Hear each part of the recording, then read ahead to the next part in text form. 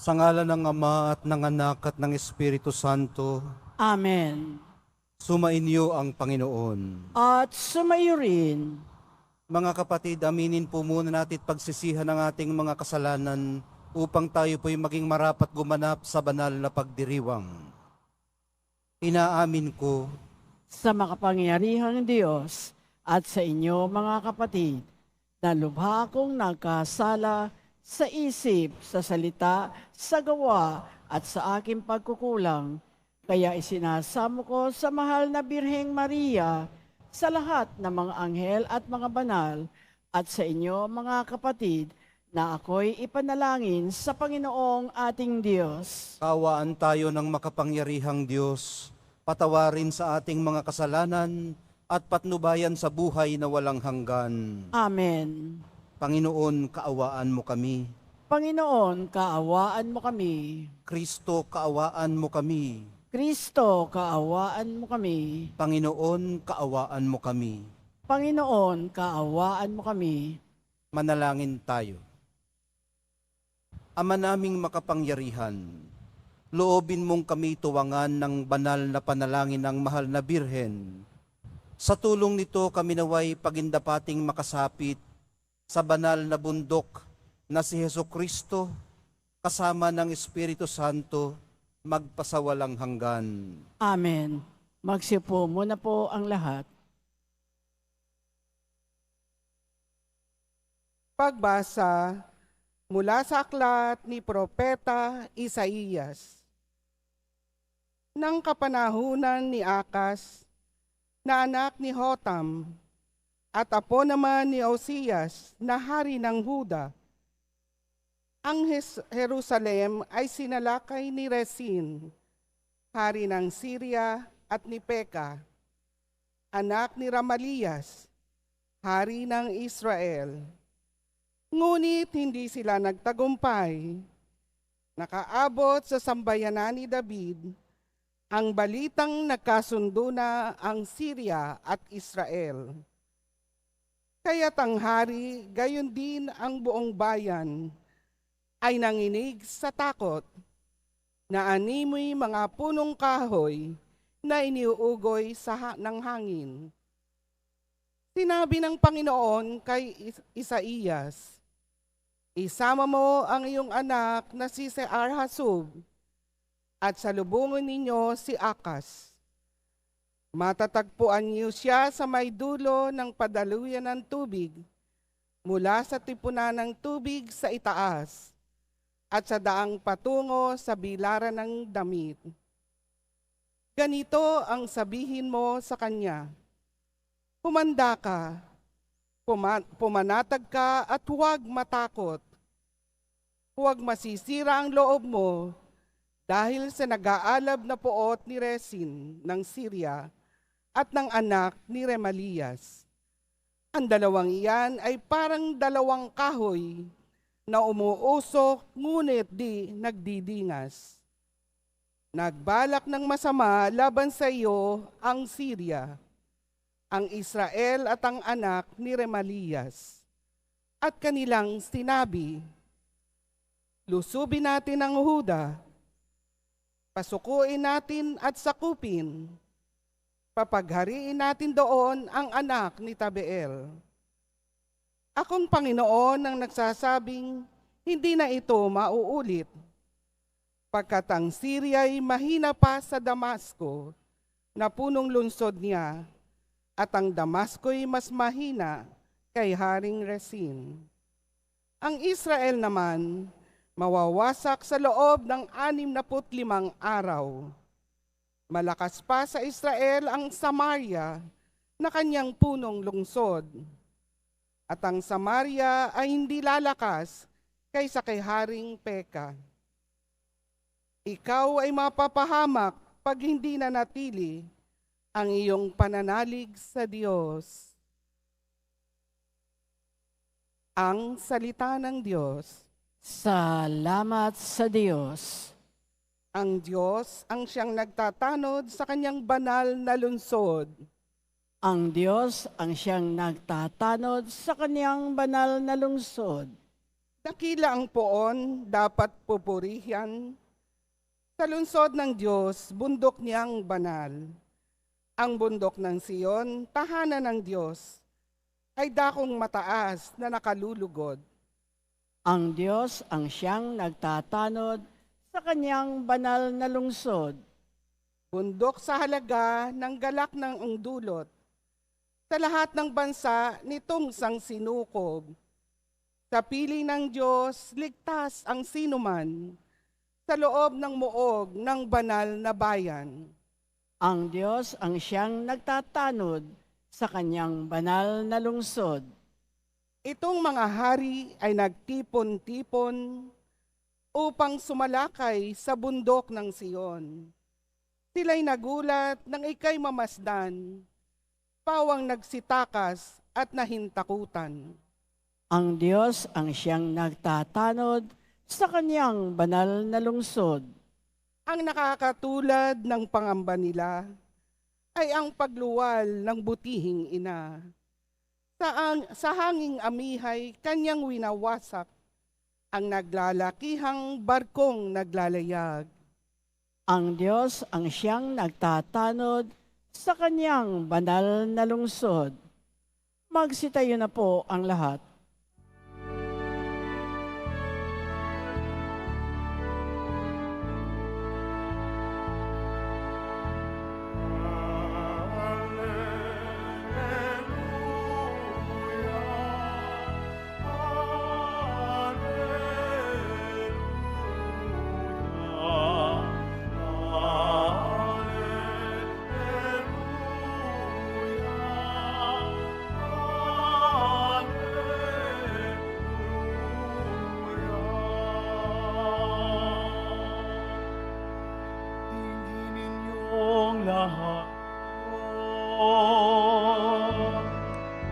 Ang tinig ng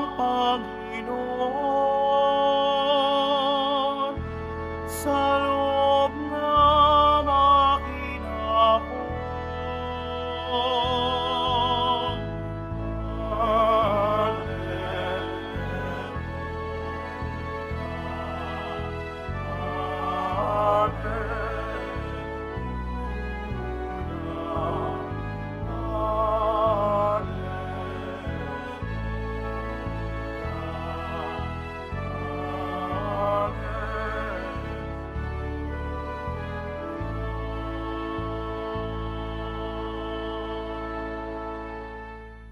Sumainyo ang Panginoon. At sumayo rin, Ang mabuting balita ng Panginoon ayon kay San Mateo. papuri sa iyo, Panginoon. Noong panahong yun, sinumbatan ni Jesus ang mga bayang ginawa niya ng maraming kababalaghan sapagkat hindi sila nagsisit tumalikod sa kanilang mga kasalanan. Kawawa ka, Corazin, kawawa ka, Bethsaida, sapagkat kung sa Tiro at Sidon ginawa ang mga kababalaghang ginawa sa inyo, malao na sanang nagdaramit ng sako at nauupo sa abo ang mga taga-roon upang ipakilalang sila'y nagsisisi. Ngunit sinasabi ko sa inyo, sa araw ng paghuhukom ay higit na mabigat ang sasapitin ninyo kaysa sasapitin ng mga taga-Tiro at taga-Sidon. At ikaw, Kapernaum, ibig mong mataas hanggang sa langit, ibabagsak ka sa Hades. Sapagkat kung sa Sodoma ginawa ang mga kababalaghang ginawa rito sa inyo, sana'y nanatili pa ito hanggang ngayon. Ngunit sinasabi ko sa inyo, sa araw ng paghuhukom ay higit na mabigat ang ipaparusa sa inyo kaysa dinanas ng Sodoma. Ang mabuting balita ng Panginoon. Pinupuri ka namin, Panginoong Heso Kristo. Magsiupo muna po ang lahat. Napakahalaga po palang manatiling nananalig sa Diyos. Ayon sa unang pagbasa, kapahamakan ang kasunod ng hindi pananalig sa Diyos. Kawawa, ayon naman sa Ebanghelyo. Kawawa ka, Corazin, kawawa ka, Bethsaida, pati na ang Capernaum. Mas masahol pa pala sila kaysa sa Sodom at Gomora. Higit daw na mabigat ang ipaparusa sa Corazin, sa Bethsaida, at sa Capernaum kaysa sa Sodom at Gomora. Ang problema po kasi nila ay hindi naman kapalpakan, kundi ang kawalan ng pagkilala sa kanilang kapalpakang maniwala. Yun po kasing kawalan ng pagkilala sa kakulangan ng paniniwala sa Diyos ay tuluyang pagbabaliwala sa Diyos. Hindi ko po alam kung ano ang pagkarinig ninyo sa sinabi ni Jesus. Pero ang dating po nito sa akin ay empathic. Ang dating nito sa akin ay parang ganito, kahabag-habag kayo. Kawawa kayo. Hindi po ito yung bahala ka na sa buhay mong tipo ng paninisi. Ito po yung kawawa naman kayong tipo ng panunumbat. Napakalaki po ng kaibahan ng dalawa, ng paninisi at panunumbat. Ang una po ay kumukondena, yung paninisi. Bahala ka na sa buhay mo. Ginawa ko ng lahat, ayaw mo. Parang ganon. Pero yung pong panunumbat, sayang naman ang effort ko. Hindi mo pa na-recognize. Ginawa mo rin sana ang iyong bahagi. Parang ganon. May halong habag. In fairness naman sa mga taga-Corazin, Bethsaida at Capernaum, hindi naman talaga madaling aminin ang pagkakamali gaya ng nabanggit natin kahapon. Lalo na kung pakiramdam mo ay ikaw ang tama. Pero kung e-entertainin po lamang nila na baka nga naman nagkamali sila, ay di matatanggap din sana nila ang kanilang pagkakamali at magkakaroon ng puwang para sa pagiging tama. Kung i-appropriate po natin dito sa ating sarili, parang nangangailangan ng kaunting kapakumbabaan para ma-correct tayo. At pag tayo ay natutong tumanggap ng pagkakamali, kakikitaan tayo ng mga katangiang makadiyos, godly traits sa ating sarili. Tulad ng gaya ng nabanggit na natin, pagpapakumbaba, kababaang loob, at integridad. At siguro kasunod na rin noon, yung pagbubuo o pagbawi ng ating kredibilidad. May kakayahan po kasi ang mga katangiang ito na hubugin ang ating pag-uugali at ibalik ang maayos nating samahan. Papalpak at papalpak pa rin naman tayo. Pero hindi po tayo kayang wasakin ng pagkakamali. Kung paanong hindi rin naman tayo nito maitatakda sa ating kinabukasan. So yung pagkakamali natin, hindi tayo kayang wasakin. Mahina tayo, okay. Pero pag na-recognize natin yung ating kahinaan, magsisimula doon yung ating kalakasan. At yung pagkakamali natin, hindi tayo determined ng ating pagkakamali. Gaya nung naikwento natin sa inyo kahapon tungkol doon sa mag-asawang nag-away. Alam niyo ang sisira sa atin, hindi yung pagkakamali. Ang sisira sa atin ay ang hindi natin pagtanggap sa ating pagkakamali. Minamahal kong mga kapatid, sino-sino po kaya ang mga ghosted na sa ating buhay dahil sa hindi natin matanggap na pagkakamali?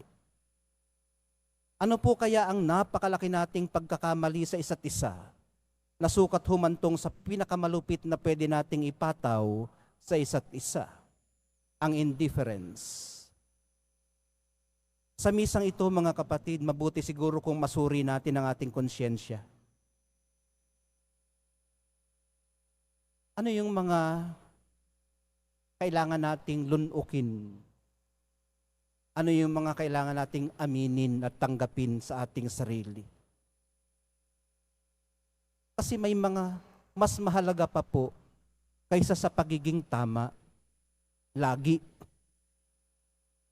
At sa pagsisigurado na alam ng iba na ikaw ay tama. Kung minsan, maigi pang mag-cut ng corners. Alam niyo yung mag-cut ng corners? Nakikita ko ito lagi dito sa atin, sa Maynila, at doon sa amin sa Cavite. Pag merong gasolinahan sa isang kanto, yung mga sasakyan, hindi na tumutuloy doon sa mismong kanto. Lumilihis na sila, dumadaan sila sa gasolinahan, papunta doon sa pupuntahan nila. Kinakat nila ang corner. Mali yun, Pero kung minsan, mas maigi pang gawin iyon kaysa sa palaging panatilihing sharp ang corner. Sa ating sarili, ang pinakamatatalas nating corner yung ating mga siko. Sa paglalakbay natin, kahit dyan sa pakikipagsiksikan ninyo bago kayo makapasok, minsan, kailangang magparaya. Baka may nagmamadali, gustong makapasok agad. Kaysa naman balyahin mo.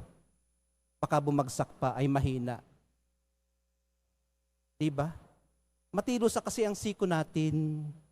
Matulis ang siko natin. At sa kagustuhan nating marating yung ating gustong puntahan, nakikipagbalyahan tayo. Mas matilos ang siko mo, mas malaki ang chances mo na makarating sa iyong pupuntahan.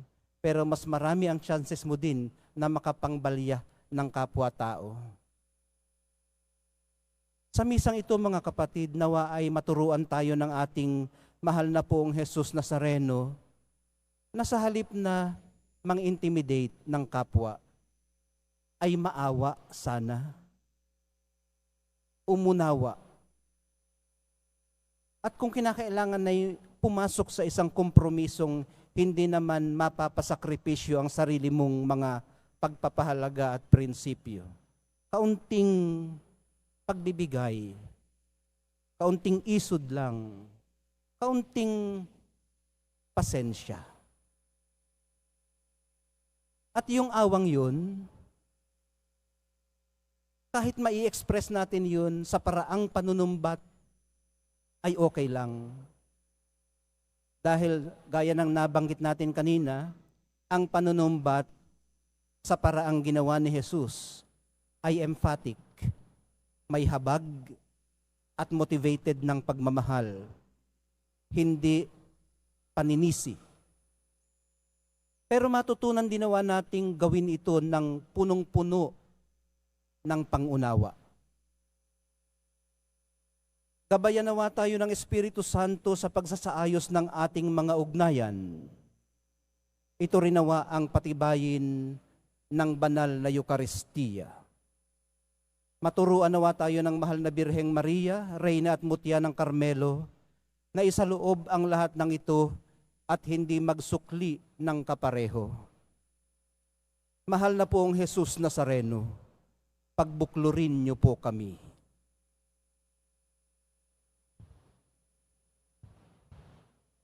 Magsitayo na po ang lahat.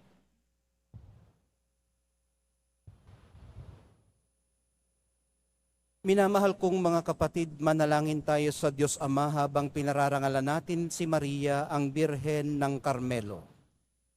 At sa bawat panalangin ng atin pong itutugon, sa pamamagitan ng mga panalangin ni Maria, basbasan mo kami, O Panginoon. Sa pamamagitan ng mga panalangin ni Maria, basbasan mo kami, O Panginoon. Tayo naway magbahagi ng pananampalataya ni Maria at sundin ang kalooban ng Diyos ng may kagalakan. Manalangin tayo. Sa pamamagitan ng mga panalangin ni Maria, basbasan mo kami, O Panginoon. Ang simbahan naway lukuban ng banal na espiritu at punuin ito ng pagsunod at pananampalataya at pamumunga ng mabuting gawa. Manalangin tayo. Sa pamamagitan ng mga panalangin ni Maria, basbasan mo kami, O Panginoon. Kung paanong naging tirahan ng salita ang katawan ni Maria, naway pangarangalan din natin ang ating mga sariling katawan bilang templo ng banal na espiritu. Manalangin tayo. Sa pamamagitan ng mga panalangin ni Maria, basbasan mo kami, O Panginoon. Ang ating buhay naway ilaan natin sa pag-aaral at pagninilay ng salita ng Diyos. Manalangin tayo. Sa pamamagitan ng mga panalangin ni Maria, basbasan mo kami, O Panginoon. Ang mga namayapa naway makatagpo kay Maria ng isang buhay ng kanlungan. Manalangin tayo. Sa pamamagitan ng mga panalangin ni Maria, basbasan mo kami, O Panginoon. Ama naming nasa langit, ipadala mo sa amin ngayon ng banal na Espiritu upang marinig namin ng may pananampalataya ang iyong salita at tuparin ito sa aming buhay. Pagkalooban mo kami ng mga pusong nalulugod at sumusunod sa iyong banal na kalooban. Hinihiling namin ito sa pamamagitan ni Kristo na aming Panginoon. Amen. Magpo muna po ang lahat.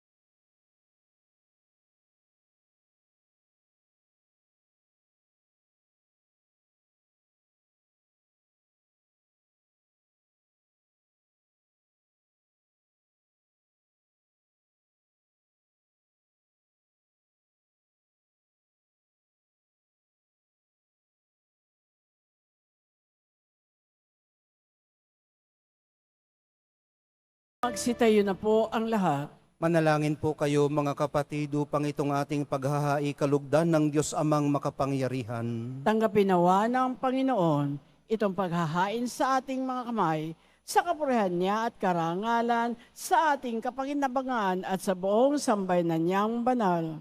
Ama naming lumikha, sa paggunita namin sa bahal na Birhen, hinihiling po namin ang aming paghahain ay lakipan mo ng kapunuan, upang kami ay maging handog na ikinalulugod mo kailanman. Sa pamamagitan ni Hesukristo kasama ng Espiritu Santo, magpasawalang hanggan.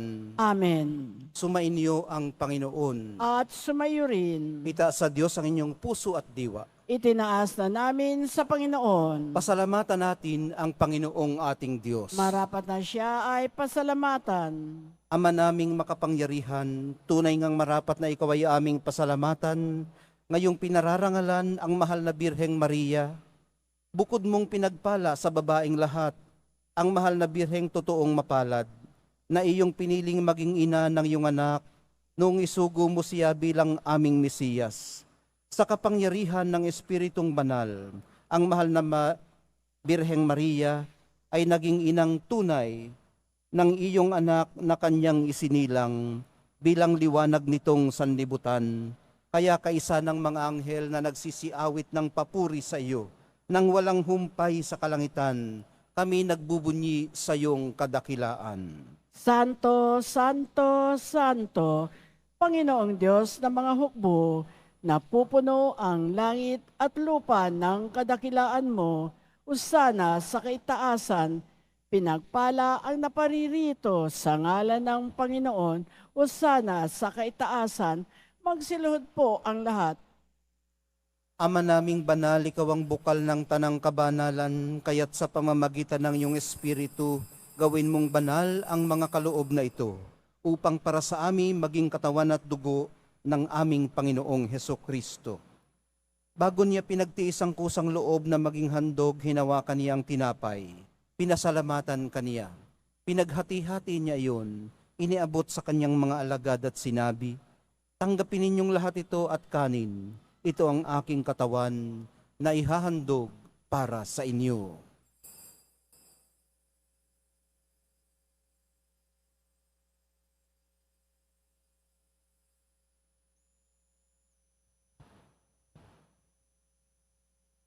Gayon din naman, noong matapos ang hapunan, hinawakan niya ang kalis. Muli kanyang pinasalamatan. Iniabot niya ang kalis sa kanyang mga alagad at sinabi, "Tanggapin ninyong lahat ito at inumin. Ito ang kalis ng aking dugo, ng bago at walang hanggang tipan. Ang aking dugo na ibubuhos para sa inyo at para sa lahat. Sa ikapagpapatawad ng mga kasalanan, gawin ninyo ito sa pag-alaala sa akin."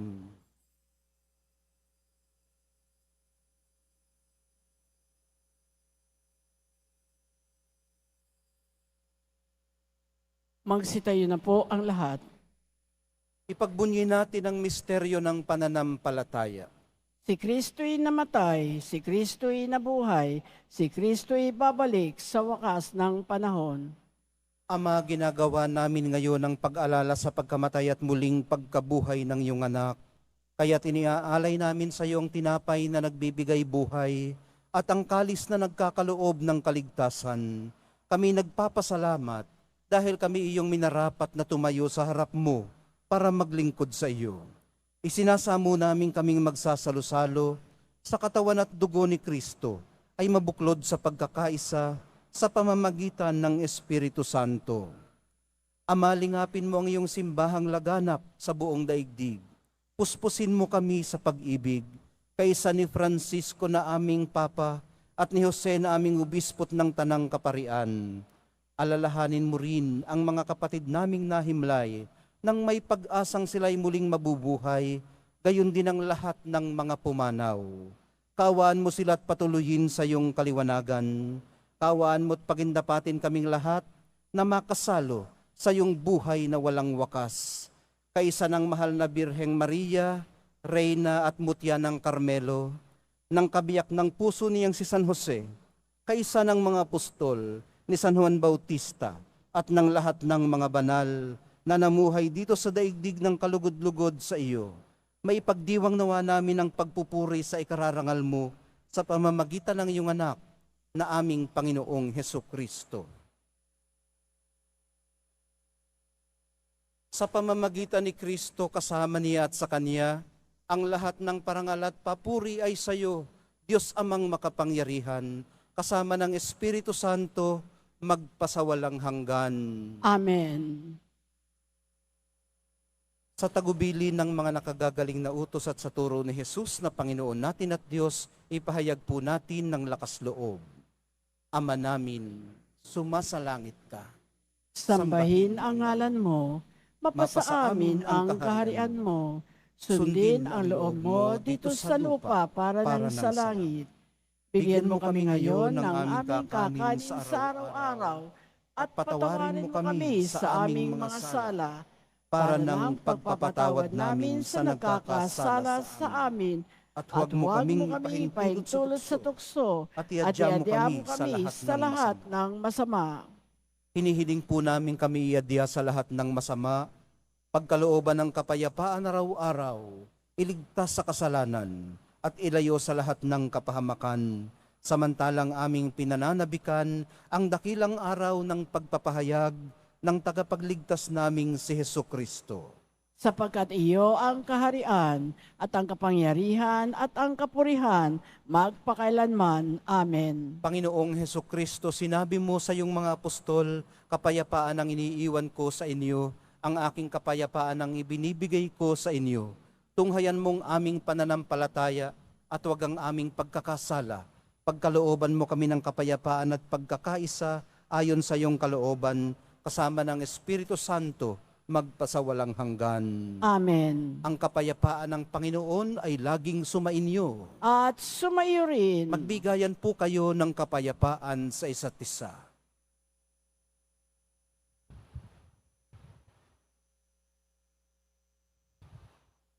Kordero ng Diyos na nag-aalis ng mga kasalanan ng sanlibutan, maawa ka sa amin. Kordero ng Diyos na nag-aalis ng mga kasalanan ng sanlibutan, maawa ka sa amin. Kordero ng Diyos na nag-aalis ng mga kasalanan ng sanlibutan, ipagkaloob mo sa amin ang kapayapaan, magsilod po ang lahat.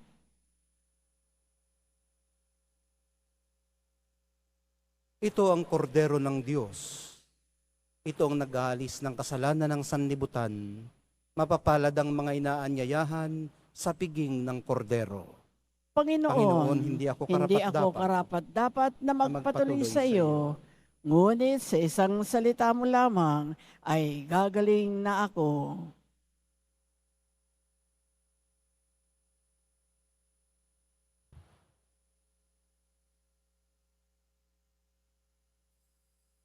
Para sa lahat ng tatanggap ng banal na komunyon, sasagot po tayo ng amen pagkasabi ng pari o ng lay minister ng katawan ni Kristo at isubo agad sa bibig bago umalis sa harapan ng pari o lay minister. Sumunod po tayo.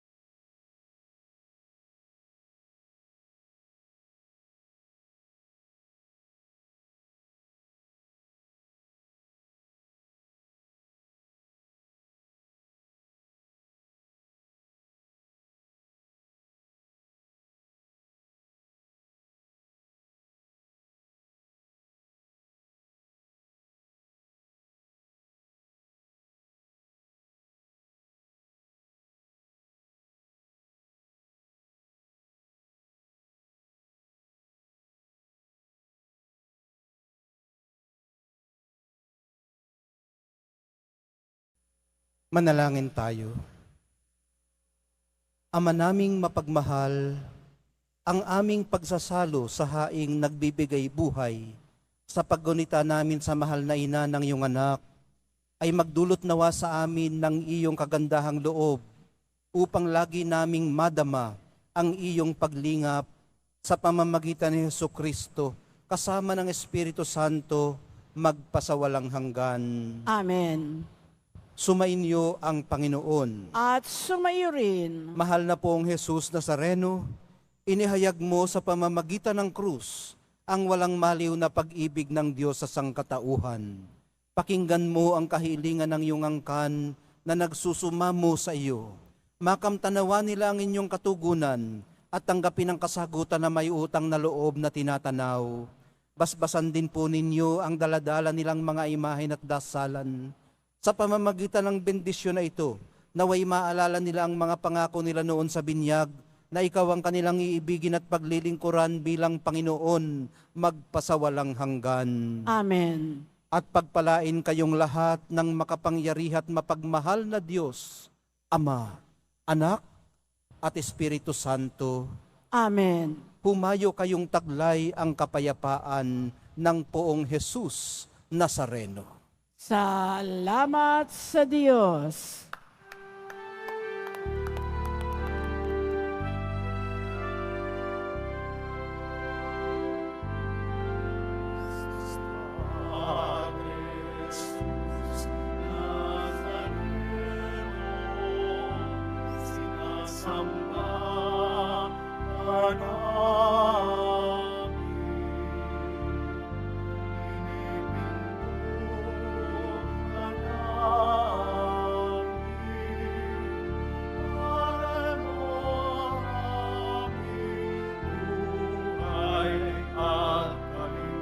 San Padre Jesus Nazareno,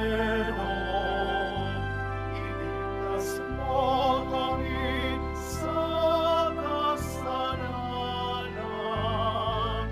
Ang krus mong kinamatayan ay sagisag ng aming kalunan.